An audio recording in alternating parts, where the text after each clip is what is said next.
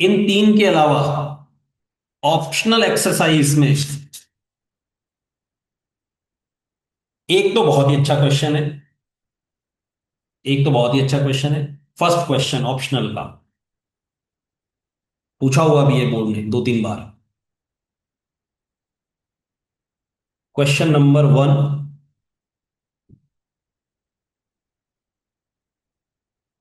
Optional 5.2 old book. मैं यहां रख देता हूं क्वेश्चन को। जो लोग इंटरेस्टेड हो इसको करने के लिए वो एक बार पॉज करके यहां पर इसको नोट कर लेंगे। है ना, क्वेश्चन समझने में बहुत दिमाग लगाना पड़ेगा। क्या क्या रहा है क्वेश्चन? दो कस्टमर्स हैं, श्याम और एकता, और वो किसी शॉप को विजिट करते हैं ड्यूरिंग द वीकडेज। और वीकडेज ने किसको कहा है? वीकडेज, ये नए वीकडेज लेके आया है ट्यूसडे टू सैटरडे।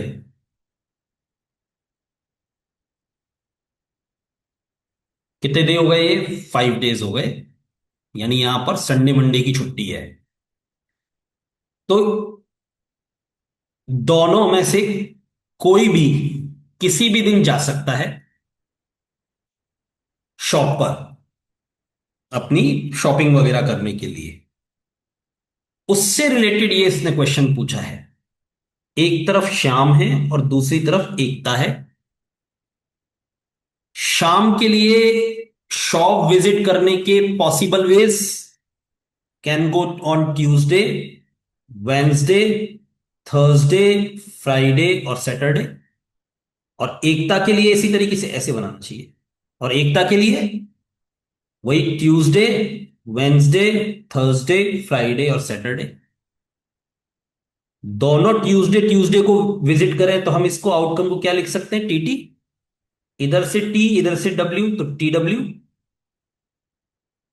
ये हो गया T H, T T H, comma लगाते चलते हैं बीच में, टी एफ और टी एस।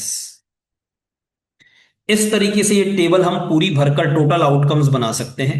तो टोटल आउटकम्स 5 × 5 25 आ जाएंगे। दोनों इंडिपेंडेंट इवेंट्स या एक्सपेरिमेंट है, किसी का कोई रिलेशन नहीं है। श्याम और एकता दोस्त नहीं है। वो कोई प्लान नहीं कर रहे हैं। ऐसा दिमाग में कोई खुराफाती अजम्पशन खुद मत लेके आना। जो लिखा है वो लिखा है। और लिखे में साफ लिखा हुआ है, each is equally likely to visit the shop on any day as on another day. कोई प्लानिंग व्लानिंग नहीं है, किसी भी दिन जा सकता है कोई भी। यहां टी डब्ल्यू, डब्ल्यू डब्ल्यू, और इस तरीके से हम ये पूरी टेबल फिल कर सकते हैं। अब इस टेबल के अकॉर्डिंग हम लोगों को, उसने दो क्वेश्चंस पूछे हैं, लेकिन दो नहीं, तीन पूछे हैं चलिए। जो तीनों बन रहे हैं वो उसने पूछ लिए हैं। पहला उसने पूछा यहां पर probability that they visit on same day. Probability of they visit on same day. तो सेम डे आप अगर आप देखेंगे तो जैसे हम डबलेट बनाते हैं ना डाय रोलिंग में, दो एक्स की रोलिंग पे, वैसे ही यहां पर बीच में बन रहे हैं यहां इस डायगोनल के according. There are 5 outcomes here जिनमें वो सेम डे पर विजिट कर रहे हैं, आउट ऑफ टोटल 25। तो ये प्रोबेबिलिटी हो गई 5/25 यानी 1/5। और डिफरेंट डे के लिए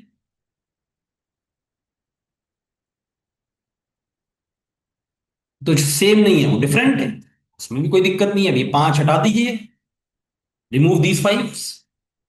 बचे कितने? 20 बचेंगे। प्रोबेबिलिटी हो जाएगी 20/25, 4/5। इसके लिए नहीं करवाया मैंने ये क्वेश्चन यहां पर। मैंने क्वेश्चन करवाया है इसको थर्ड पार्ट के लिए। Probability that they visit on consecutive days।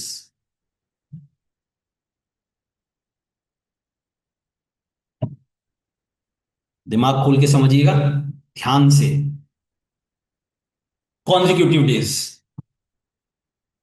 Consecutive days एक के बाद एक जो आ रहे हैं वो डेज। अब इसमें गलती क्या होती है, समझने की कोशिश कीजिएगा। जब हम इस टेबल को रीड करना स्टार्ट करते हैं और फर्स्ट रो में चलते हैं, तो TTR same days, TW Tuesday Wednesday, ये कॉन्जिक्यूटिव डे हो गया। सही बात है, ये हो गया। Tuesday Thursday, Tuesday Friday, Tuesday Saturday, ये कॉन्जिक्यूटिव डेज नहीं होंगे, डेफिनेटली नहीं होंगे। ओके, हटा दीजिए। अब इसी पैटर्न पर जब आप आगे चलते हैं सेकंड रो में, तो आप ये मिस्टेक कर जाते हैं, बहुत सारे लोग कर जाते हैं। वो ढूंढते हैं बिल्कुल इसी पैटर्न को, और वो मिलता है इनको वेंसडे थर्सडे में यहां पर। Yes it is, these two are consecutive days, Wednesday Thursday. लेकिन ध्यान से सोचिए, ये भी तो कॉन्जिक्यूटिव डेज हैं, वेंसडे ट्यूसडे। इसमें, इस वाले आउटकम में शाम ने वेंसडे को विजिट किया है और एकता ने थर्सडे को, तो कॉन्जिक्यूटिव हुए। और यहां क्या हुआ है, यहां एकता ने ट्यूसडे को विजिट किया है और शाम ने वेंसडे को किया है, ये भी तो कॉन्जिक्यूटिव डेज हुए बच्चों। इसलिए क्या ध्यान रखना है, ये बीच की जो तीन रोज हैं, इनमें से दो दो आउटकम्स आएंगे। दो दो आउटकम्स आएंगे, कौन कौन से? ट्यूसडे थर्सडे नहीं, थर्सडे वेंसडे ये रहा, वेंसडे थर्सडे तो ये रहा, थर्सडे वेंसडे ये आएगा। और फिर थर्सडे के साथ एक फ्राइडे आएगा, ये आ गया फ्राइडे। फ्राइडे के साथ थर्सडे आएगा, और फ्राइडे के साथ सैटरडे आएगा। और फिर लास्ट में से फिर एक आएगा, Saturday Friday.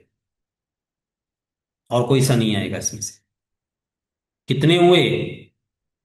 8 outcomes are there. ये 8/25 होगा बच्चों। जगह की कमी रह गई है थोड़ा सा। 8/25। आई होप क्लियर होगा, हुआ होगा। बहुत अच्छा क्वेश्चन माना जाता है ये कॉन्जिक्यूटिव डेज वाला। बाकी ऑप्शनल में से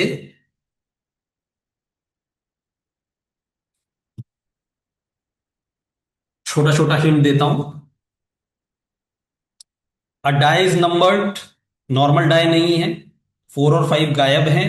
2 और 3 ने अपने आप को 2 बार रिपीट कर लिया है, तो स्पेशल डाई है। बिल्कुल वैसी की वैसी हमने टेबल बनाई जैसे कि हमने डबल डाई के लिए बनाई थी, सम के लिए। 1 और 1 ऐड किया 2 आया, 1 और 3 ऐड किया, 1 और 2 ऐड किया 3 आया, 1 और 2 ऐड किया 3 आया, 1 और 3 ऐड किया 4 आया, 1 और 3 अगेन ऐड किया 4 आया, 1 और 6 ऐड किया 7 आया। सम की टेबल बना रहे हैं। ये टेबल इस तरीके से पूरी होती है, इसमें 36 आउटकम्स आएंगे। और फिर हमसे पूछा what is the probability that the total score is even. अब इसमें से हमको इवन सर्च करने होंगे। एक बार टेबल पूरी फिल हो जाएगी, तो आई डोंट थिंक सो कि आपको कोई प्रॉब्लम आएगी। टोटल आउटकम्स 36 माने जाएंगे। टोटल आउटकम्स 36 माने जाएंगे। फेवरेबल आपको इस टेबल में से ढूंढने पड़ेंगे। तो ये हुआ हमारा second question. A bag contains 5 red balls and some blue balls. Okay, मैं एक्स ले लेता हूं। If the probability of drawing a blue ball is double that of red ball, determine the number of blue balls in the bag. ये question attempt करने में तो 4-5 line ले जाता है, लेकिन इतना सिंपल लॉजिक है इसका, इतना सिंपल लॉजिक है, हद से ज्यादा। हम क्या लिखते हैं, किसी भी इवेंट की probability favourable outcome upon total outcome, इसमें से टोटल आउटकम तो बदलते नहीं है। अब अगर प्रोबेबिलिटी को डबल होना है तो न्यूमरेटर को डबल होना पड़ेगा, क्योंकि डिनोमिनेटर को तो हम हाफ कर नहीं सकते।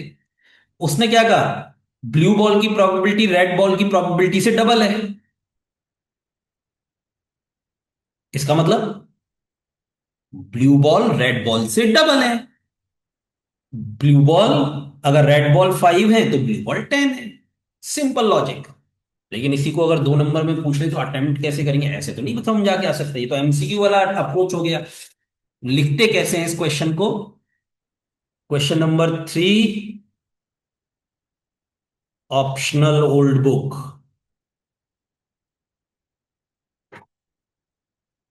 Late blue balls be x, और रेड कितनी दे रखी है, एंड रेड 5।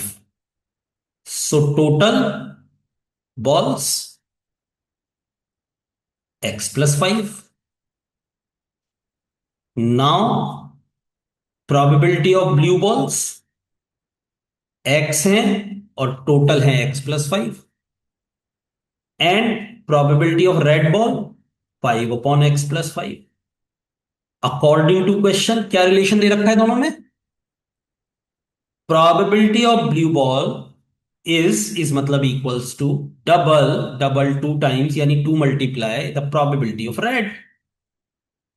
और इसके हिसाब से जब वैल्यू पुट करूंगा मैं तो क्या आएगी, x/x+5 equals to 2 × 5/x+5। x+5 से x+5 कैंसिल आउट हो जाता है, क्रॉस मल्टीप्लाई करके कर दीजिए तब भी हो जाएगा, तो यहां से x की वैल्यू क्या आ जाएगी, 10। बड़ा सिंपल सा लॉजिक होता है जिसको इतना घुमाकर हमको लेके आना पड़ता है। Probability double that means balls are double.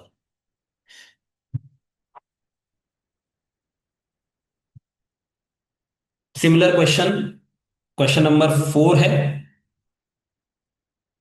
कर लेते हैं। A box contains 12 balls out of which x are black, total 12, black x. If one ball is drawn at random from the box, what is the probability that it will be a black ball?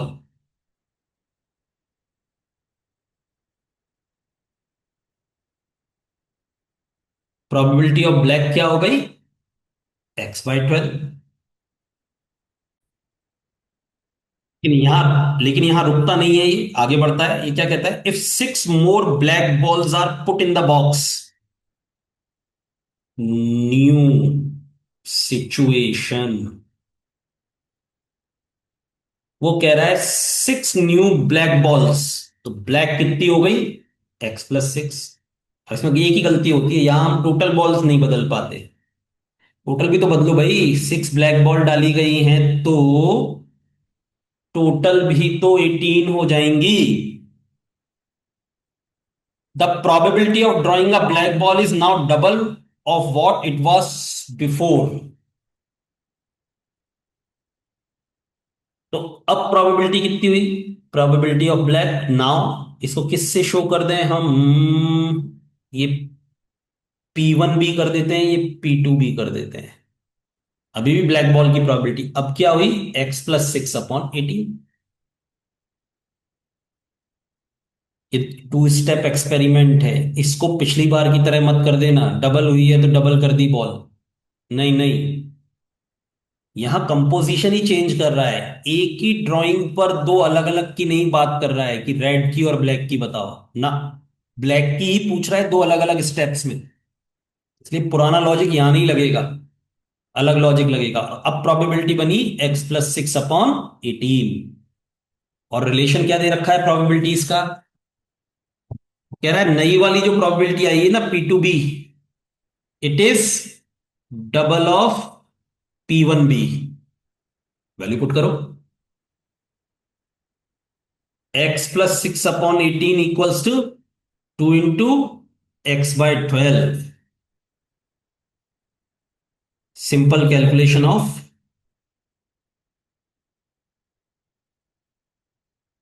Linear equation solving करते हैं भाई।